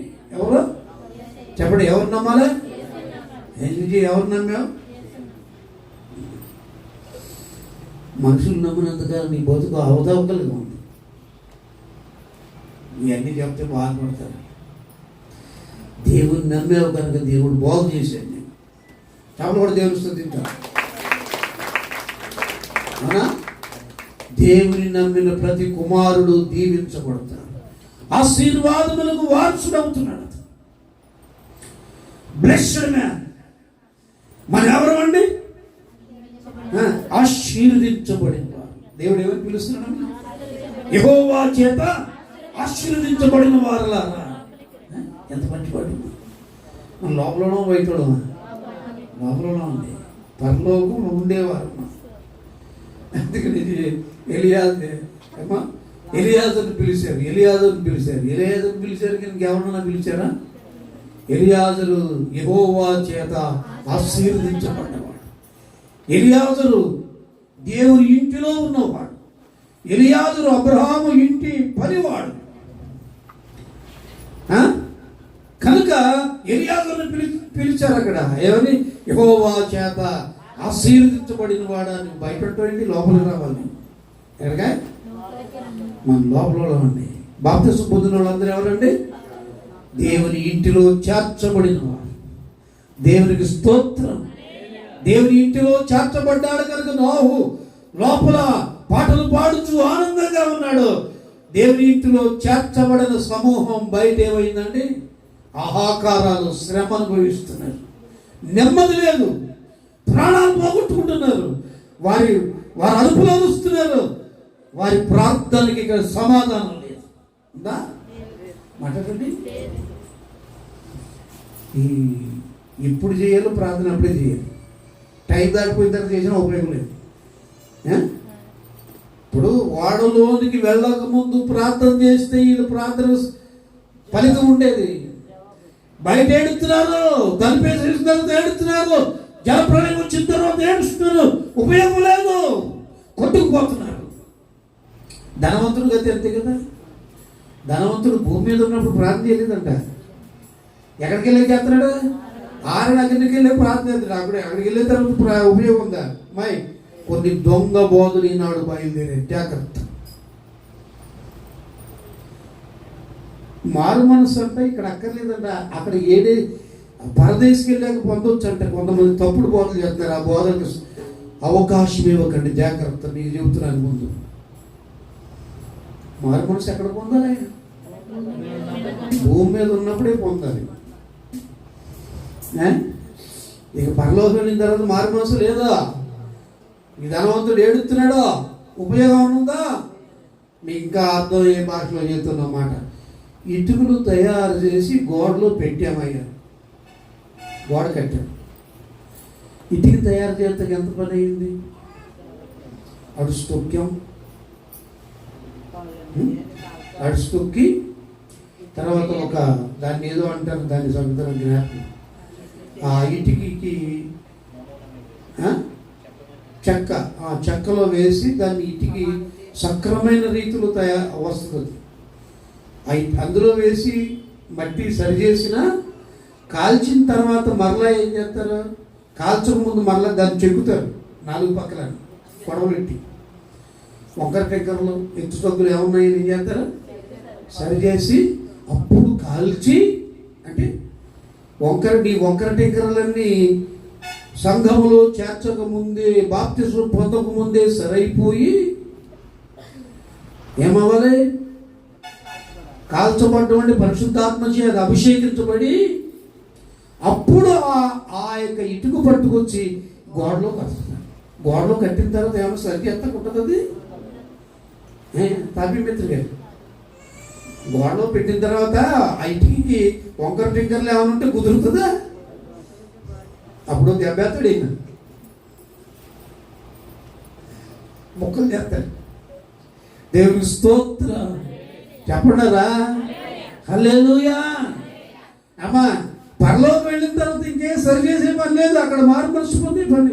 భూమి మీద ఉంటాడు కానండి, ఇక్కడ భూమి మీద ఉండగానే మారు మనసు పొందాలి, బాప్తిజం పొందాలి, దేవుని బిడ్డలు అవ్వాలి. మాట వినని వారు బయట ఏమవుతున్నారు? వేదనకు గురయ్యారు. సరే, మన మూల వాక్యం దగ్గరికి వెళితే ఒక పాయింట్ దగ్గరే ఉన్నాను. కావున మనము వినిన సంగతులు విడిచిపెట్టి కొట్టుకొని, వినిన సంగతులు విడిచిపెట్టారు కనుక బయట వాళ్ళందరూ కొట్టుకుపోతున్నారు. వరదలు ఏంటమ్మా? జల ప్రళయంలో కొట్టుకుపోతున్నారు. వినిన వారు లోపల ఆనందంగా ఉన్నారు. దేవుని స్తోత్రం. ఎడ చెప్పండి, హల్లెలూయా. ఇంకోటి తెలుసా? పోలికలు ఇవన్నీ. ఇప్పుడు అది నోహు కాలం చరిత్ర. ఇప్పటి కాలం విధానం చూస్తే యేసు ప్రభు వచ్చేస్తారు. యేసు ప్రభు మధ్యాకాశానికి వచ్చేసి పిలుస్తాడు. ఇప్పుడు మారు మనసు పొంది సిద్ధపడ్డ వాళ్ళందరూ కూడా ప్రత్యేకించబడి ఆ గుంపు మధ్యాకాశానికి వెళ్ళిపోతుంది.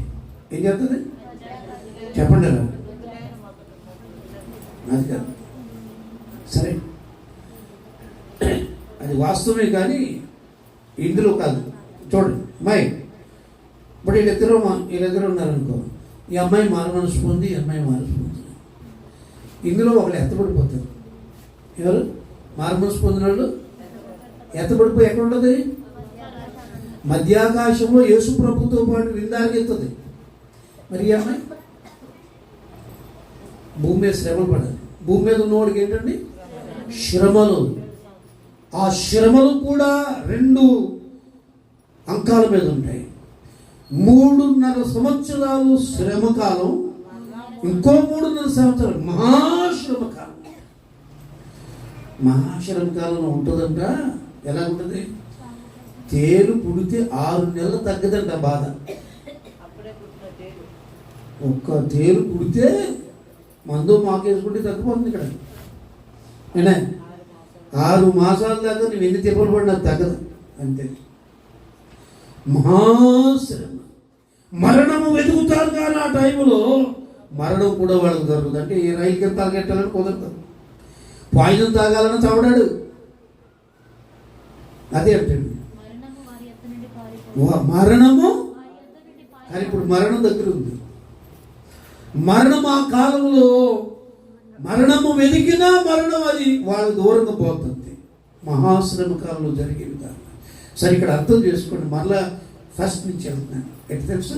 ప్రభువు రాకడ అయిన తర్వాత మార్మనస్సు పొందిన వారు, సిద్ధపడిన వారు ఎత్తబడిపోతారు. పెళ్లి కుమారుడు యేసుతో వాళ్ళు ఉంటారు.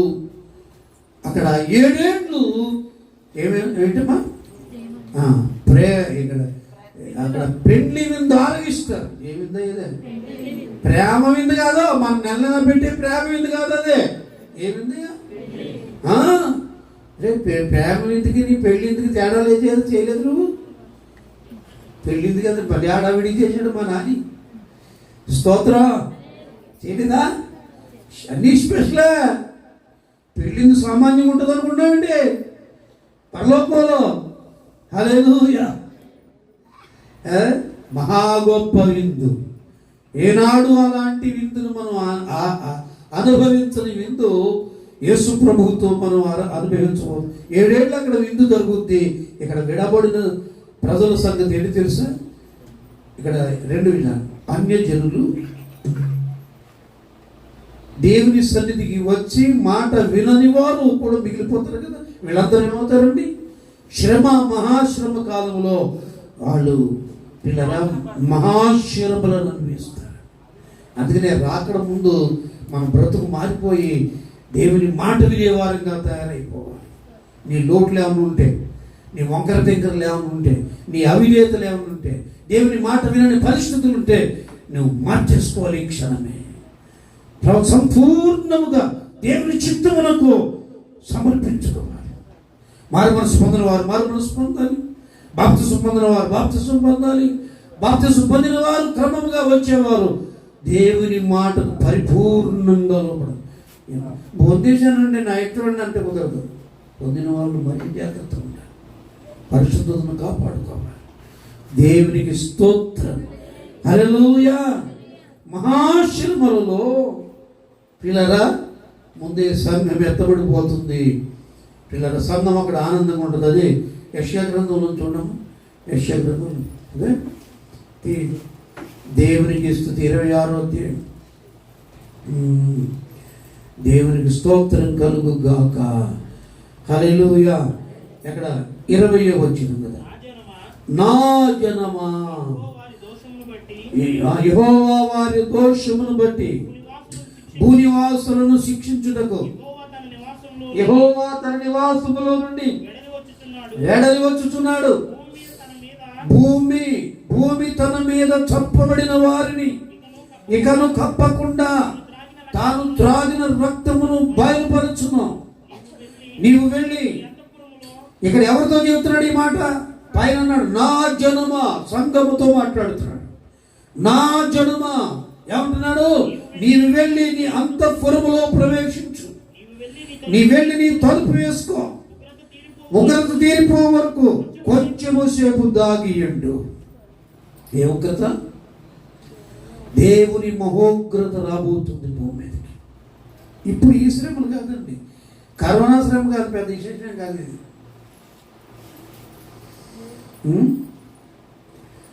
బైబిల్ ప్రకారంగా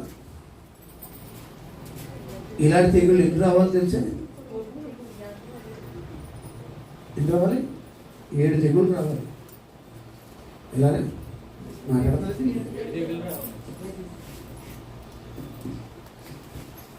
సామాన్యంగా ఏమో అది ఎలా పోతుందో నాకు తెలియదు.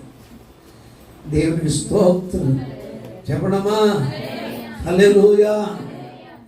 ఇలాగే చెబుతూ ఉంటారు, వీళ్ళు అనుకుంటారు బయటలో తెలియదు. ఏమన్నాడు? నీవు వెళ్ళి తలుపు వేసుకును, ఉగ్రత తీరిపో వరకు. ఇందాక చెప్పాను, శ్రమకాలము మహాశ్రమకాలం. ఆ దేవుని ఉగ్రత శ్రమకాలము తీరిపోయే వరకు సంఘము మధ్య ఆకాశంలో సురక్షితంగా ఉంటుంది. ఏమవుతుంది? అక్కడ హ్యాపీగా ఆనందంగా పాటలు పాడుకుంటూ కూర్చుంటారు. అక్కడ పెళ్లి కొడుకుతోటి ఏంటయా, పెళ్ళికి ముందు పెళ్ళి అవుతుంది కదా. పెళ్లి కొడుకుతో ఏం చేస్తారా? పెళ్లి కూతురు ఏం చేస్తుందయా? మాట్లాడుతుంది, అనుభవించారు కదండి, చెప్పండి. పెళ్లి కూతురు పెళ్లి కొడుకు చక్కగా ఒకళ్ళు ముఖాలు ఒకళ్ళు చూసుకుంటా ఏంటంటే చిరకాపరకు మాట్లాడుకుంటా ఆనందంగా ఉండరా అంటారు. హల్లెలూయా, హల్లెలూయా. యేసు ప్రభుతో ఉంటామండి, ఆయనతో ఉంటామండి 7 సంవత్సరాలు కాదు, యుగాయుగాలు ఉంటాం. దానికి ముందు 7 సంవత్సరాలు విందు. కానీ భూమి మీద ఉన్న వాళ్ళకి, ఓడలు ఉన్నవారు ఆనందంగా ఉన్నారు అంటే బయట ఉన్నవారు వేదనలో ఉన్నారు. అలాగే సంఘ స్థితి కూడా అంతే. మారుమనసు పొందిన వారు ఎత్తబడతారు, పొందని వారు మహాశ్రమల్లో నలిగిపోతారు. అది అంటాడు, కావున మనము వినిన సంగతులు విడిచిపెడితే కొట్టుకుపోతారు, శ్రమలు పాలైపోతారు. వినిన సంగతులు గట్టిగా పట్టుకుంటే సురక్షితంగా ఉంటారు. దేవునికి స్తోత్రం చెప్పంటారా? హల్లెలూయా. మరలా చదవండి, మొదటి వచనం ఏది? కావున మనము వినిన సంగతులను విడిచిపెట్టి కొట్టుకొని పోకుంటున్నట్లు. ఇప్పుడు ఎందుకు కొట్టుకుపోతూ? వినిన సంగతులు విడిచిపెడితే కొట్టుకుపోతారు.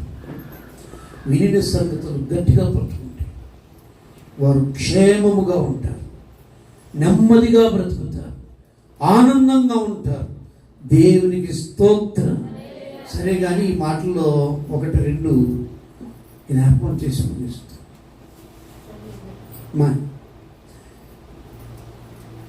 రాజైనటువంటి రాజుతోటి ఉండడానికే కదా వస్తీ పెళ్లి చేసుకుంది, అవునా? బైబిల్. కానీ వినలేదు మాట. ఏం చేయలేదు? రాజు మాట వినలేదు. తన భార్య 1000 మందికి విందు చేశాక రాజుగారు తన భార్యను అందరికీ చూపించాలని, రాళ్ళు అత్తమని కనపడరు కదండి, చూపించాలని ఆ పెళ్లి విందు అనంతరము పిలిచాడు. తనకి తగిన వారిని పంపించి, అమ్మా రాజసన్నిధికి రమ్మని పిలిచాడు. వచ్చిందా అమ్మాయి? రానందు చేత, రాజసన్నిధిలో ఆమె నిలవనందు చేత ఎంత భయంకర నష్టం అనుభవించిందో తెలుసా? ఎంత? భార్య స్థానం పోగొట్టుకుంది, రాణి స్థానం పోగొట్టుకున్నది, అవును కదా? అధికారమును పోగొట్టుకుంది. తర్వాత నెత్తివేసి ఎంగేసి ఏడిసిన ఉపయోగం ఉందా? తర్వాత రాజైన ఆశీర్వదించి ఏం చేశాడు? ఆమెకి బదులు ఎస్తేరును రాణిగా చేసుకున్నాడు. వష్టికి గతి ఎందుకు పట్టింది? వినలేదు కనుక, వినిన సంగతులు విడిచిపెట్టింది కనుక. అవునా? ఏం చేస్తున్నాము? వినిన సంగతులు, తన భర్త మాట లేకపోతే రాజు మాట వినాలి, ఖాతరు చేసిందా? లేదు. దేవునికి స్తోత్రం. ఎంత భయంకర నష్టం. ఇంకా చూస్తే మా తర్వాత భార్య అయ్యింది ఎవరు? ఎస్తేరు. ఎస్తేరు ఒక సామాన్యురాలు, ఎన్నిక లేనివంటి మనిషి. తీసుకొచ్చండి రాజైనటువంటి యాషరోసుకు భార్యగా చేశారు. వస్తీ తల మీద ఉండే కిరీటాన్ని ఆమె తల మీద పెట్టారు. ఆమెకుండే అధికారాలన్నీ ఆమెకి ఇవ్వబడ్డాయి. విననిది పోగొట్టుకున్నది, కొట్టుకుపోయింది. వినినటువంటి ఎస్తేరు అవన్నీ సంపాదించుకుంది. స్తోత్రం చెప్పండి. హల్లెలూయా. యెహోవా నా బలమా, యథార్థమైనది నీ మార్గం, పరిపూర్ణమైనది నీ మార్గం. యెహోవా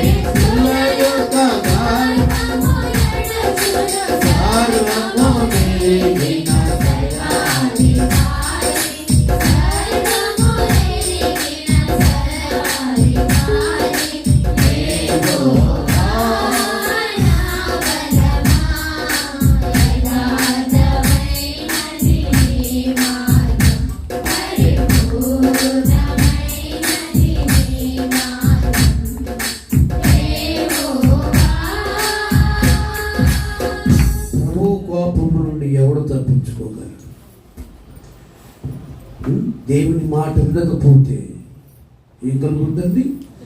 శ్రమ, వేదన, కన్నీళ్ళు ఏమి ఉంటాయి. ఆయన మాట వింటే బ్రతుకంతా నీకు ఆనందమే. దేవుని స్తోత్రం. దయగల వారిపై దయ చూపించుకోవాలి కదా. ఎంతోమంది ఈనాడు దేవునికి లోబడి వాళ్ళ బ్రతుకులు బాగుపడ్డాయి, ఆశీర్వదించబడ్డారు. కొందరు చూస్తే నేను సహోదరులు పేరు చెప్పను కానీ బాగోదు, దేవుని నమ్ముకోండి అని చెప్పేవాళ్ళు అని నమ్ముకోలేదు. ఆ కుటుంబంలో ఏమీ ఆనందం లేదు. ఈవేళ దేవుని నమ్ముకున్న కుటుంబాలు ఎలా ఉన్నాయండి? సంతోషంగా ఉన్నాయి, ఆనందంగా ఉన్నాయి. దరిద్రత నుంచి బయటకు వచ్చేసారు, రోగాల నుంచి బయటకు వచ్చేసారు, సంతోషంగా గడుపుతున్నారు. దేవుని స్తోత్రం. లోకం మనకు శాశ్వతంగా. దేవుని మాట విన్నవాడు ఎవడు దరిద్రుడు కాడు. దేవుని మాట ఎవరు వింటారు వారు భాగ్యవంతులు. దేవుని మాట వినే బిడ్డలందరూ కూడా వారి దరిద్రతలు ఏం చేస్తారు? కడిగేసుకుంటారు. ఎవరున్నా లేకపోతే ఏసుంటే చాలు. నీకు ఎవరుండాలి చెప్పండి. ఈ మధ్య మా పిల్లలందరూ మాట చెప్పారు, మొత్తం అందరిని విడిచిపెట్టేస్తుందని చెప్పి, దేవుని సేవ నాకు ముఖ్యం అని చెప్పి, దేవుని పనికి అడ్డొచ్చిందంతా విడిచిపెట్టేస్తాం.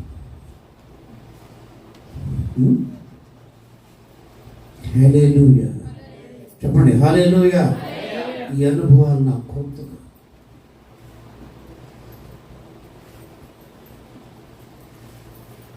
దేవుని కంటే మనకు ఆస్తిపాస్తులు ఎక్కువగా, గౌరవాలు ఎక్కువగా.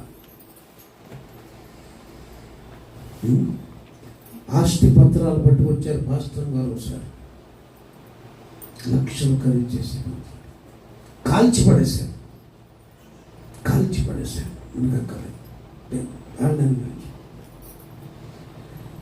దేవుని కంటే ఎక్కువ కదా ఇలా చెబుతుంటే పిచ్చోడు అనుకుంటారు దాన్ని.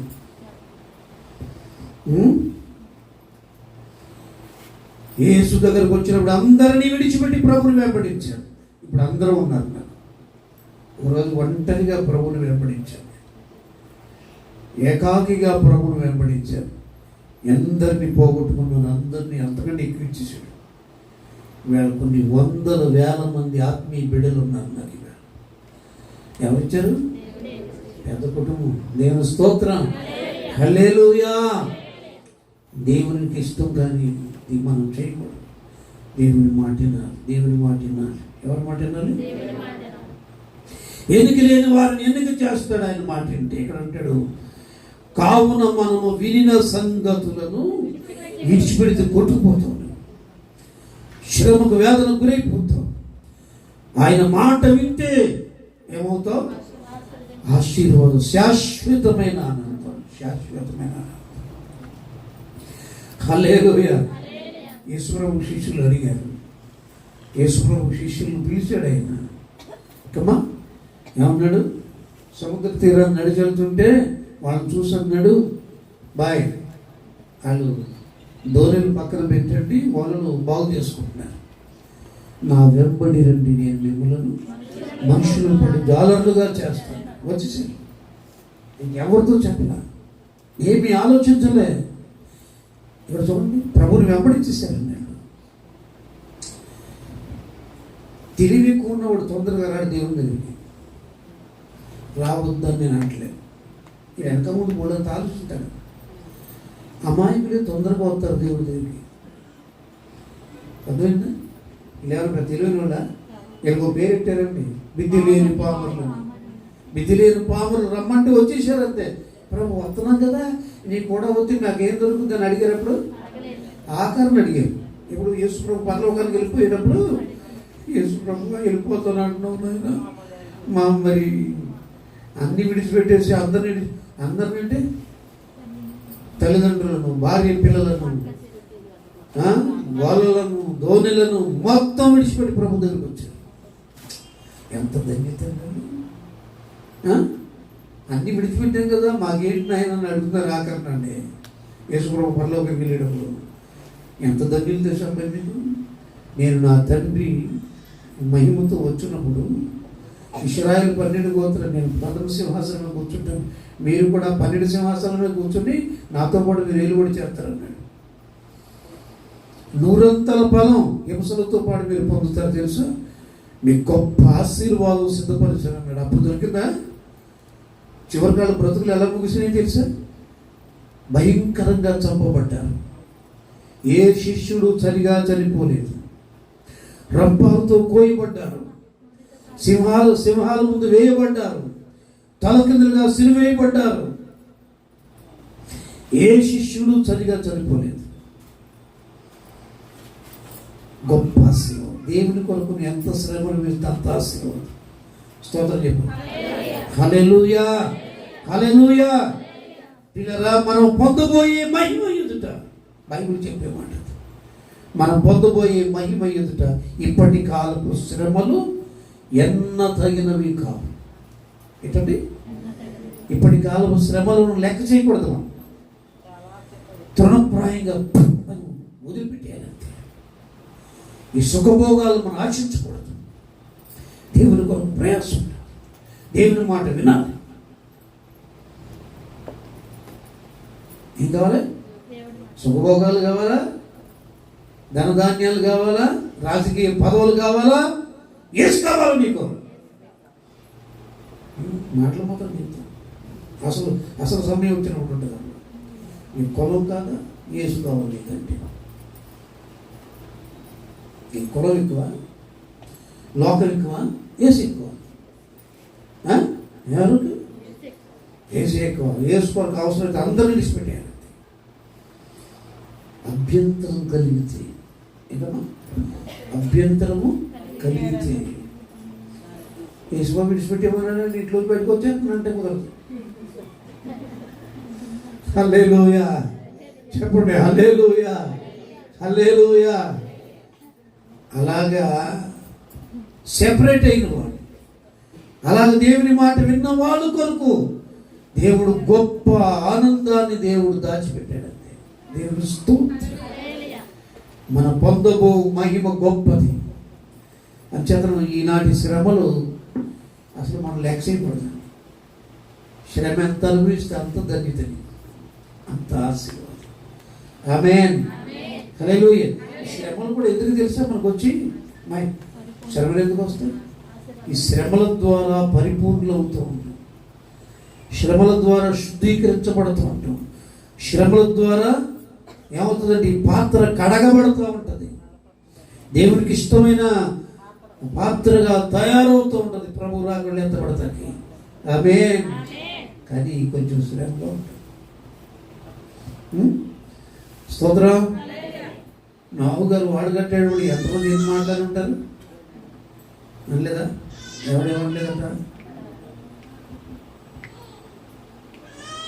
నేను స్వార్థకు వచ్చినప్పుడు నన్ను ఎవరిని దేనిలో తీసుకొచ్చేసి పెళ్లి చేసుకుని పాటరామ్ గారిని తీసుకొస్తే, నేను పాటరామ్ గారికి వస్తువులు ఆభరణాలు ఉండవు కదా, నా పిల్లలకు కూడా ఉండవు, సమర్పణ జీవితం మరి తీసివాడేయండి, ఉంచండి.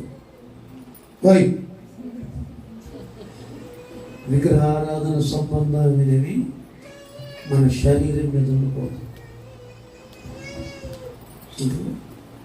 ఏంటి బాయ్ తీసి వెళ్ళేటప్పుడు ఇచ్చేసి అలా సమర్పించేసినప్పుడు ఉన్నారు.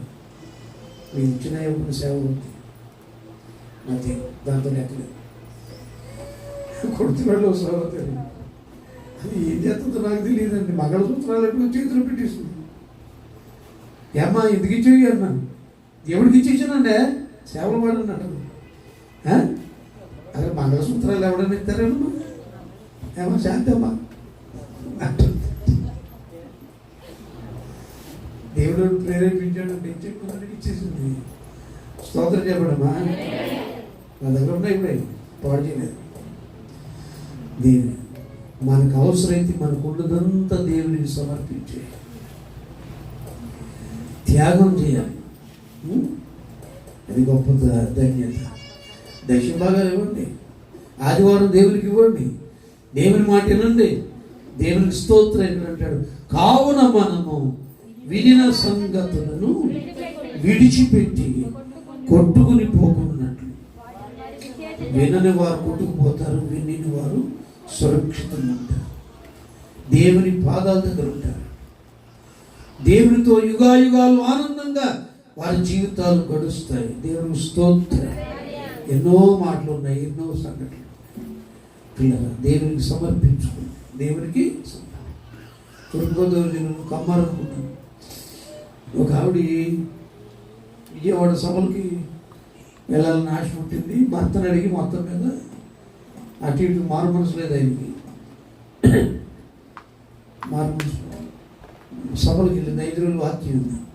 ఇంకెవరిని అడగకుండా ఏం చేసిందంటే అక్కడ బాప్తిసాలు ఎలాగిస్తారు తెలుసు? ఆభరణాలు ఉండే బాప్తిసాలు. మీరు మరీ తెలివైన పని చేస్తారు. బాప్తిసాలు పొందినప్పుడు తీసేస్తారు, తర్వాత తగిలించేస్తారు. అది మంచిది కదా, తీసేయి. 1 లక్షలు నీకు ఎందుకు ఏం కావాలంటే ఇంటికంటే నీకు తీసుకోండి. దేవునికి ఇష్టమైన జీవితం చేయవచ్చు. ఏమా యథార్థం కదా? యేసు రక్తమే చేయండి. బాప్తిసం పొందింది. ఏ ఆభరణాలు ఉంటే బాప్తిసం లేవు.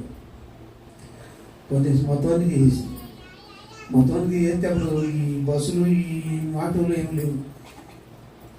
రాజమండ్రి రైల్వే స్టేషన్లో బస్సు దిగి పలానా రోజున వాళ్ళు ఆవిడవుతుందని ఆయన తెలుసు భర్తకి. ఆయన జట్కా బండి వేసుకుని ఆవిడ తీసుకెళ్తా వచ్చాడంట. స్టేషన్లో బండి దిగి బయటకు వస్తున్నాడు. ఎలా కనపడిందని తెలిసి దేవదూతలు మెరిసిపోతుందంట. ఎలాగా ఈ ఆభరణాలను తీస్తే ఏమంటాడు అనుకునేవాడు. అన్నాడు, అమ్మ అప్పటికంటే ఇప్పుడే బాగున్నావని. ఎప్పుడు బాగున్నాడు మాట్లాడితే ఈ పనికి మన ఆభరణాలు తగ్గించుకుందుకే లేపు అందమామిక దొంగలు పీకిపోతున్నారు. నేను ఎవరి గురించి అయితే తూర్పు ప్రాంతంలో వాళ్ళు దీన్ని ఏదో అంటారు, ముక్కు అడ్డా పోసేదో అంటారండి. ఇంత పొడుగుంటుందండి, అది కాసు పక్క కుట్టి వేలాడుతుంటే పడుకుందంట. అప్పుడు బయట పడుకుంటారు ఎక్కువ. దొంగలు వచ్చి పీక్కుపోయాడు. ఏమా అందుకనే చాలా మంది మొన్న ఎవరు కానీ నేను టీచర్ గారు మనోరాలు వచ్చింది, బర్త్డే అనుకుంటాను. ప్రార్థన గారు చెవులుగా చూసాను. ఏమ్మా ఒరిజినల్లా కాదండి పిచ్చి అని అంటుంది.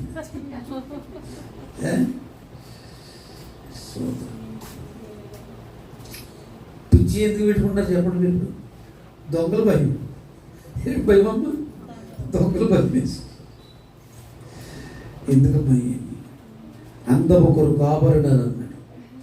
దేవుని మహిమ కంటే గొప్ప అందమైంది ఏమి నేను ముగిస్తున్నాను. దేవునికి సమర్పించుకోండి.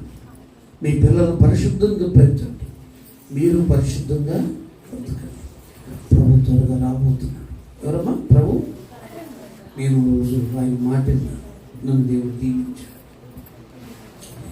ఏ పాటి ఎన్నిక లేని నన్ను నీ స్థానంలో పెట్టాడు. నీవు ఆయన మాటను దేవుడిని హెచ్చిస్తాడు. నిత్యానందం దేవునికి ఇస్తాడు. కళ్ళు మూసుకో, ప్రార్థన చేద్దాం. Thank you Jesus. విన్నాము ఎన్నో విషయాలు దేవుడు నీతో మాట్లాడుతున్నాడు. ఆయన మాటలు చూసేది సుమా, ఆయన మాటలు గట్టిగా పట్టుకో. శాశ్వతమైన ఆనందం, శాశ్వతమైన ఆనందం. యుగాయుగాలు ఆయనతో ఉండి ఆనందిస్తాం. దేవునికి ఇస్తుంది, దేవునికి ఇస్తుంది, దేవునికి ఇస్తుంది. ఆయన అన్యాయస్తుడు కాడు. మన బ్రతుకులు దేవునికి మహిమకరంగా ఉండాలి. మన ఇష్టానుసారంగా బ్రతకడం కాదు, దైవ చిత్తానికి మనల్ని అంకితం చేసుకోవాలి. కనుక మోకరించు, ప్రార్థించండి. ఎక్కడ వారు అక్కడే. ఇంకా ఎవరైనా లైవ్లో చూస్తున్న వారు మీరు కూడా అక్కడ మోకరించి ప్రార్థన చేసుకోవాలి. హల్లెలూయా, హల్లెలూయా, హల్లెలూయా. యేసు సర్వోన్నతుడా, యేసు మహోన్నతుడా, పూజనీయుడా. నీ మాట విని ఎవరు పాడైపోలేదు నాయన. నీ మాట వినక బాగుపడిన వారు లేరు తండ్రి. ఎన్నో మార్లు మాతో మాట్లాడుచున్నావు.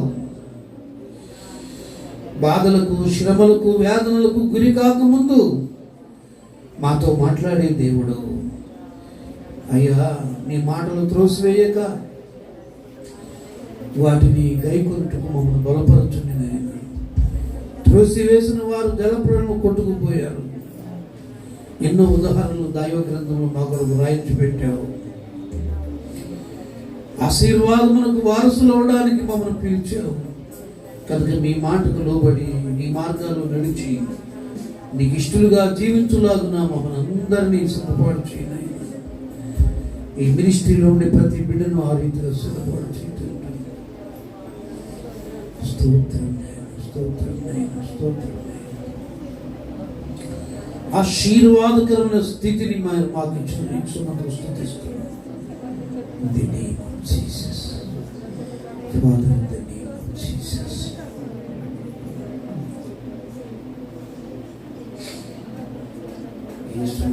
ప్రార్థిస్తున్నాను. ఎవరి మాట వారి ప్రార్థన, ప్రార్థన. ఎవరి మాట వారి ప్రార్థన.